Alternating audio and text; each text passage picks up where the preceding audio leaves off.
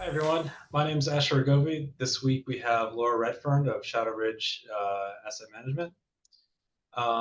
Laura is a financial planner, uh, and it's a bit of a different kind of guest than we normally have. I'm eager to learn all about financial planning. Laura, welcome. Thanks, Asher. Thanks for having me today. So I've been getting more and more questions and hearing from other advisors that more of their clients are asking questions about financial planning and less about the Mm. actual details of investment management. Is this something that you're seeing as well? It's so interesting. It's actually, yes, is the short answer. It's why we offer financial planning as a separate package from the investment management. It's something that clients had been asking for. And at Shadowridge, we've worked with a lot of clients who are starting out, perhaps in Austin, Texas, where we are. There's a lot of tech. So you'll have a lot of like younger professionals who have a great cash flow and a lot of money coming in and kind of go, what do I do this? But they're trapped in 401ks and employer plans, or maybe even stock purchase plans or things like this that we can't really manage. We can't bring our active management to that and be helpful. But what they really do need is financial planning and good advice. So we started offering financial planning as a separate package from investment management. And sometimes the two do come together. But to answer your question, yes, absolutely. More and more people are realizing that they need financial planning. Very cool. So what kind of questions do clients ask? So a lot of times it depends on what stage in life they're in, right?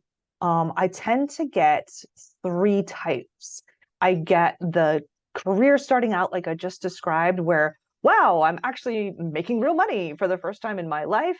What do I do with this? How do I prioritize? Is usually the question that those younger clients ask.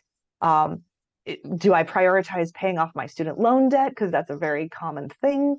Or do I prioritize saving for retirement? Or, ooh, hey, I'm going to have a family.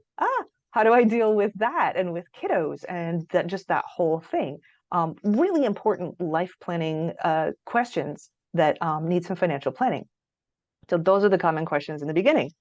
Then I'll get the mid-career people who are usually, they come to me around their 50s and they'll say, oh, hey, wait, I've been doing this all along, but I kind of would like to retire sometime. So what should I be doing? Have I been doing the right things? Is there anything I can optimize? What do I need to be thinking about before I actually switch from a paycheck to retirement income? And what does that mean? So that's a really fun set of questions as well. And then you get the ones who are newly retired, or maybe like have retired and are kind of starting to get comfortable with that title. And they're figuring out, okay, maybe there's some things that are a little different than I thought would be in retirement. I have a whole bunch of new questions, Laura. Help me out with that. What about Social Security optimization? What about investment strategy? That we do get into investment strategy a little bit more, and we talk about the active management there. Um, but those are also different questions that then lead into legacy planning. And how can I be doing that so that there's something I can leave when I'm not here anymore? So it's kind of like those three stages of life are where financial planning becomes really important, and we get to have really great conversations. Wow, so covering everything. You have to be prepared for all kinds of different clients with all kinds of different situations, different kinds of jobs, different kinds of investments. I mean, what kind of tools do you use to like straighten everything out? Yes. So a lot of advisors like to use tools like Money Guide Pro or Money Tree or, oh gosh, some other names are escaping me right now. But there are a lot of financial planning software out there that does potentially make it easy to kind of guide a client through these different life stages. However, honestly, Asher, I never really liked any of those tools. They didn't seem to answer the questions that the clients actually ask. The software that's out there seems to answer questions that mathematicians or insurance companies like to ask, and they're the ones that have the money to create this software, but they're really not satisfying to clients or to me as a financial planner wanting to answer the questions. So I just created my own Excel spreadsheet, and that's mostly what I use. And I've got that to share if that would be helpful. Absolutely. Let's take a look. Okay, cool. I'm going to share my screen and show you the magic sauce. Okay, can you see now a pie chart? Absolutely. That looks great. Got your logo in there and everything. Yeah, you got to be on brand. Got to be on brand here. So what this is, there are 3 tabs on this chart that are super helpful, regardless of how sophisticated a client is or not. It could help anybody. This starts out with just an inventory of what they've got. This is to answer retirement questions. So we're basically looking at the different account types. Are they taxable? Are they tax deferred? Do we have any tax-free assets? And then I do have other, because you can see in here, HSA came in, and that was kind of a weird hybrid. So I just developed an other category. Again, not something you could really do in hard-baked software. So then we have this little pie chart that shows them what you're actually looking at when you retire. That, for example, with this one, it shows how most of it's tax deferred.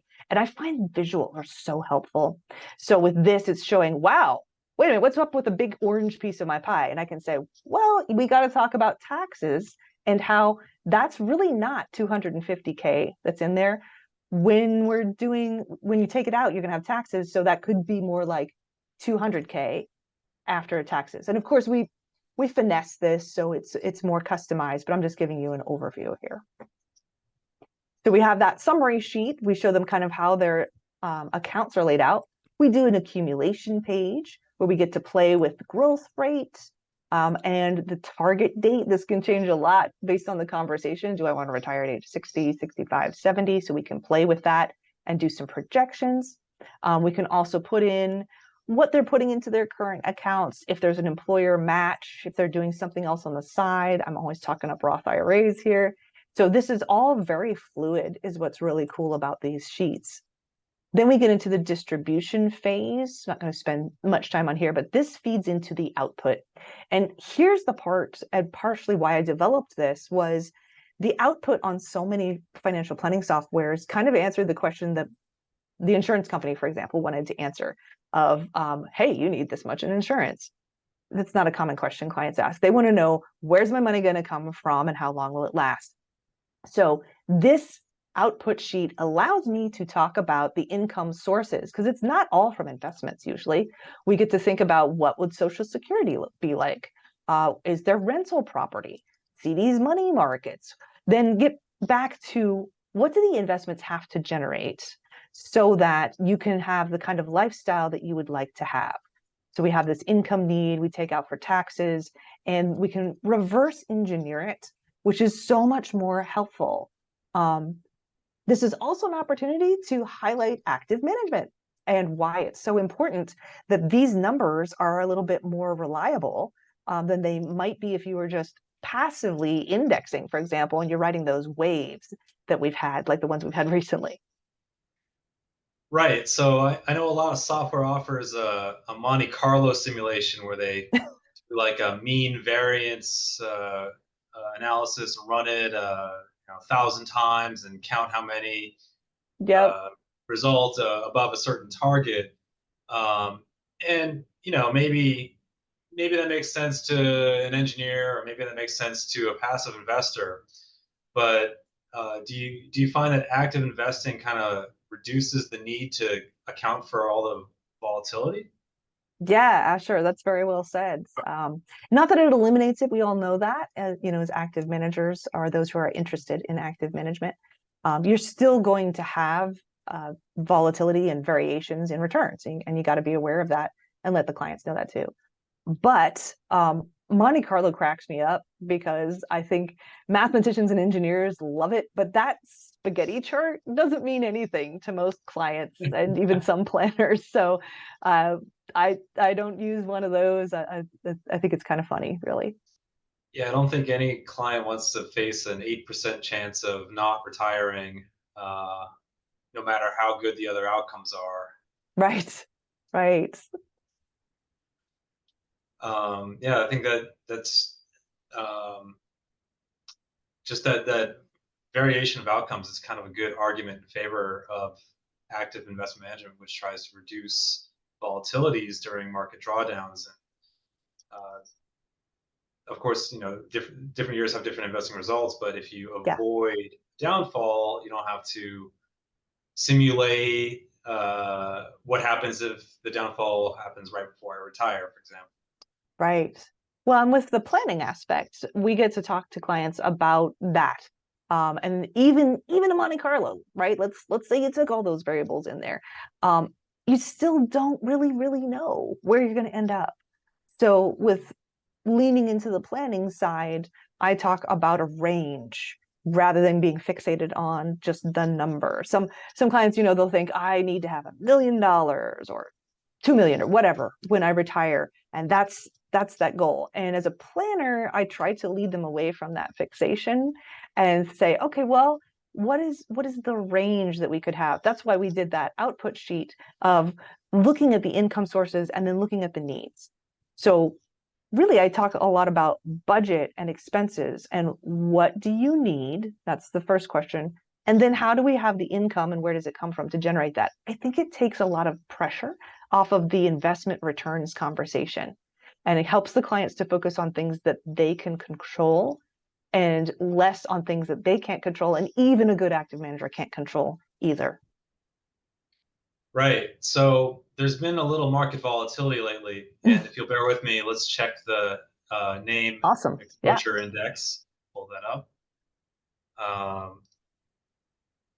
Anyone can find this by going to naim.org and finding the exposure index in the menus. This week we ticked down significantly to 56.57 from 75.33 last week. The VIX spiked way up. Markets down, kind of made a bottom off of an all-time high. No one knows what's going on, but it looks like in aggregate, our members are playing it safe. Doesn't surprise me at all. Yeah. Yeah, valuations are stretched. There's a lot of uncertainty coming up with upcoming events. So, have you done anything to help prepare clients for this volatility or explain why they're not fully invested? Yes. So this has been a fun week for us, actually, Asher, because over the past few weeks, Ryan's the investment side of the house, by the way, so he's way more intelligent on this than I am. But over the past few weeks, we have been lowering exposure to the broad markets, and clients were seeing, hey, there's more in cash and money market. What's up with that? As is typical with an active manager, we were a little bit early to that party. And this week, when things are actually going down, we have a lot of clients going, oh. To show, yeah, we have been watching the trends, and this is why you saw more cash, and there might even be more, depending on how the trends go. So we sent out a email to clients earlier in the week, actually, just saying, keep calm. We've got this. We're watching what's going on.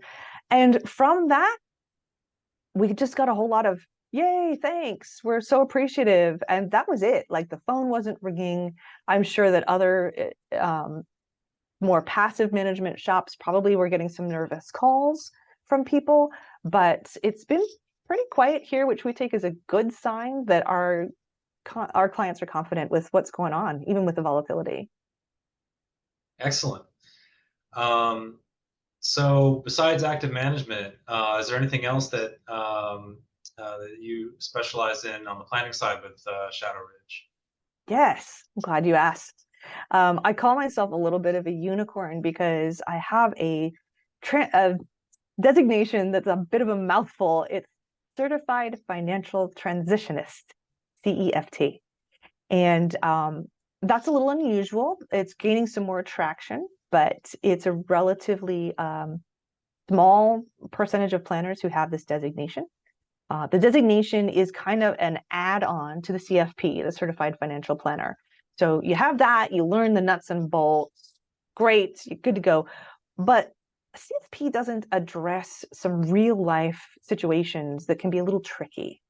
So the transitionist planning really called to me about 5 years ago when I first heard of it, because it addresses the softer side.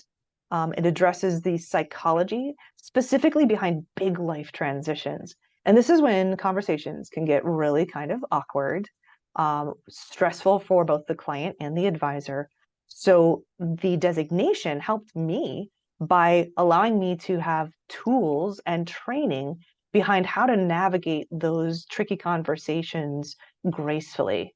There's a great book, by the way, called Crucial Conversations that talks about this, that you can be just having a casual or a business conversation with somebody, and then all of a sudden, before you know it, you're in the middle of a crucial conversation. And when life is stressful, that can happen quite often. So the transitionist designation helped me with a lot of tools to figure out how to help clients not get stuck in a particularly awkward area. What do you mean by stuck? If they're, let's say, I guess the transition might be the loss of a spouse or something like that. And so Yes, it's helping them through it, um, kind of with the financial side and mental side together. you bet. I've So, actually got a great visual for that too, Asher, if you don't mind, may I share that one? yeah, absolutely. So, Cool. so that those two don't interact, I guess, the financial and the mental side of things. You bet. So with the transitions planning, this is exactly what you're talking about here. I'm going to come back to this slide in just a second, but the other side that we're addressing right now is this two sides of money idea, right? The technical, like I described with the CFP, is on the left side, but then the personal side over here was the part that was lacking in my training. That's the relationships, emotions, hopes and dreams, self-esteem, and sense of well-being, all this good personal stuff. So with the training, we recognize traits of when people are okay and when they're struggling, and what you can do to help them out of that. So when I said helping clients not get stuck, this is typically what you would expect to see in a big life transition, like you were saying, like death of a spouse. Maybe there was some anticipation, maybe they were getting ill, maybe there was some time to prepare. That's in this part here. You can help them then as they move into ending. That's where there's finality. The spouse has passed. And in ending stage, there's a whole lot of activity. There's the filing of the death certificates. There's the claiming of the insurance. There's the retitling of assets. A lot of stuff. This is when most people will come to a financial planner. But then there's this passage stage, and this is the big one, to help them to not get stuck here, because many people don't expect this. We're not really trained this in either financial planning or just in life, is that we think ending, we get all the stuff done, we file all the certificates, we retitle all the assets, and boom, aren't we a new normal? Isn't that what it is? No, that's not how life happens. There's this big messy passage stage that involves just a lot of changes. I love that the founder of the Financial Transitionist Institute, her name is Susan Bradley, she describes it like a caterpillar and then going into a chrysalis and coming out a butterfly. And the change isn't instant. There's a lot of muck that you have to deal with in this passage stage. So that's what the training does, is talk about some tools to use in this passage stage to get through that icky transition and get to that new normal. So I see that this is kind of sponsored by the Sudden Money Institute, and I'm just thinking that's probably it's probably money that comes from an inheritance or Mm-hmm. um, life insurance or something like that, and Sure. it might be kind of, it's probably a very bittersweet event for people. So there's the negative emotions, but there might also be some positive emotions like having having some money to dispose of. Is that is that where a lot of this complexity comes from? Like kind of like the two sides of how to look at it? Yes, absolutely. You got it. That's why we have like back here, um, the flow side. And it's kind of funny because when I was first learning about this, you got to be as prepared for good feelings. Like you said, that kind of like, well, yay, now I have money. There are good things over there, but then there's that sense of like survivor's guilt sometimes, that Mm, struggle side, and how do I deal with that? And to make it clear, I'm not a psychologist. We don't, address things like that, but simply to recognize that this is part of a financial conversation. Certainly, if it's a really good financial conversation, because people are going to make financial decisions based on where they're at emotionally. Um, and I can't remember who had the quote about that, but it's something about that we make financial decisions based on emotions, and then we use logic to justify those decisions. It's not where the decision's actually coming from. So yeah, you deal with all kinds of emotions all over the place when there's a big life transition. so it's got to be complicated and kind of both sides, unless it's probably not too often that somebody just wins the lottery and has some sudden money, but Not too otherwise, often, although I will say for group, the transitions group, because we do have weekly Zoom calls, there are planners who specialize in that. The lottery windfall. There's a planner who specializes in athletes, right? And they'll get like a huge signing bonus or something like that. But most athletes are aware that that's not going to be for 20 years or the span of an entire career, like most of us would think of as a career. So they have sudden money events as well. It's kind of a fascinating world, really. absolutely. Um, well, cool. Is there anything else that you do specially or differently with your clients? Well, one thing that I thought was kind of cool to share is when we're talking to clients about these big life transition events, um, understanding how to communicate is really important. And I think any advisor would benefit from just examining how they communicate with clients, and more importantly, how clients prefer to communicate with them. Because I don't know about you, but like I will probably tell my doctor different things than I would tell a friend. So there's a different way of communicating when you're communicating with a professional. And there's probably for most people a different way of communicating about money than there is about sports teams or something else. So I thought it was really cool that one of the tools that we have is called communication preferences. And I'm going to share that next. It enables us to figure this out up front. So when we meet with a new client, not every time, I'll be honest, but especially when there is a more involved case, like a life transition event, we can go through this and agree right up front on how they like to receive financial information. And so a lot of advisors will do this like, hey, do you prefer an email, a phone call, message through the portal, whatever? And that's good. But I really like this because it gets into deeper than just that surface, what's the vehicle that we're going to communicate through. This actually gets into, do you want it to be softer? Do you want it to be data driven? You can see like soften the tone of communication is a choice here. Slow down, use graphics, remember my need to analyze. Like it's so fascinating to me when I use this. Very quickly, the engineer types will say, oh gosh, yeah, my need to analyze and I want direct answers and get to the point.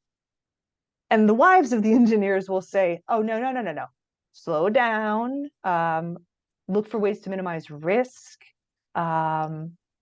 This is always useful. Do not mistake my lack of response for inattention. Some people need a few minutes to develop their response. And some people are like drinking from a fire hose. So this is really, really valuable information for how to communicate effectively to clients. I think whether you're doing financial planning or if you're doing investment management, to understand how is the information going to be received in the best possible way by my clients so that they can really get what I'm saying and I can provide value to them? Absolutely. I mean, I've got clients all over the board. Some people will send me one email a year and I never hear anything else. Some people they'll call me every couple weeks to chat about some stock. Yeah, it's probably really helpful to get this all figured out, kind of front end of things. It really is. And what's the coolest part is that most of the time, gosh, probably all the time actually, clients have never thought about this. So it's also a self-discovery tool. I see people going through this, checking boxes and thinking, oh, wow, yeah, that's right. I do really like you to soften the tone or whatever. And the best part is when I get to work with couples and they have different ways of communicating. I tell them they each have to do their own sheet. And then when they come together, they often are like, oh my gosh, is that why you never respond to me? Or, you have very human interactions that are really cool to be a witness of. Great. Uh, so before we wrap up, you're a frequent uh, member of the NAAIM Financial Planning Mastermind. Is that Yes. right? Yes, So it's so cool. We just started this group and thanks for asking about it. It was started by four of us who met at the NAAIM conference this past April, and we're on a panel for financial planning. They asked us to talk about some financial planning, and the four of us, Brad, Bill, myself, and Greg, all realized that while we're really passionate about financial planning, we have really different approaches and different clientele, which was so cool. So we said, let's continue this conversation. And we started doing the financial planning mastermind as part of NAAIM membership. great. So it's kind of a roundtable Zoom call. People just kind of trade tactics, ideas, experiences. Yeah, we continue that roundtable kind of feel. So it's an open conversation, but we do have a topic, which I think helps a lot. So we'll be like, hey, this month's topic is whatever. One of the early ones I did Holistiplan. We were talking about tax planning specifically. So I just shared my experience in using the software Holistiplan, which is different, by the way, Asher. I was poo-pooing financial planning software, but Holistiplan is really awesome. They are just tax planning. They don't try to do all the financial planning, but it's a really useful tool. Not that it's a commercial for Holistiplan, but that's one of the topics we talk about with tax planning. Bill, I know, specializes in charitable planning, so we'll probably have him kind of lead that conversation in one of the future ones. I'm eager to hear about that. I know Greg does special needs planning, so that will be a cool one to do sometime. So yeah, we have a great discussion with NAAIM members. Who's ever there is welcome to join. Fantastic. And that's every second Thursday after work? Yep, you got it. Every second Thursday after the close. After the market close, right? That's right. Yeah, and I'll just remind everybody about the NAAIM Exchange, which is the investment management roundtable. The theme is kind of share a chart, like a show and tell your charts. And I know Ryan is always a frequent contributor to that. He loves that. Yes. It's great. It's a great time. It's every fourth Thursday of just after the close as well. Well, great. Thanks for joining, Laura. Where can we learn more about you and get in touch? Awesome.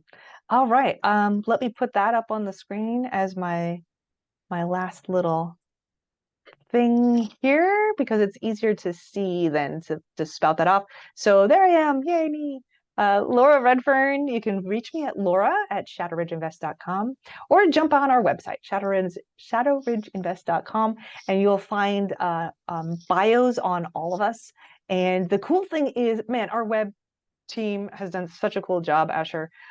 They have a link to read blogs, to schedule a meeting, to watch our YouTube channel, and to contact me. So great source of information is our website. Fantastic. Well, thanks again for joining. Next week, we'll have another episode of NAAIM Confidential. And to everyone that hasn't already signed up for Outlook, there's still time. Outlook is the fall conference. This year, it's October 20th and 29th in Dallas, Texas. We'll put a link in the chat if you're watching this live, or down below on the video description if you're tuning in later.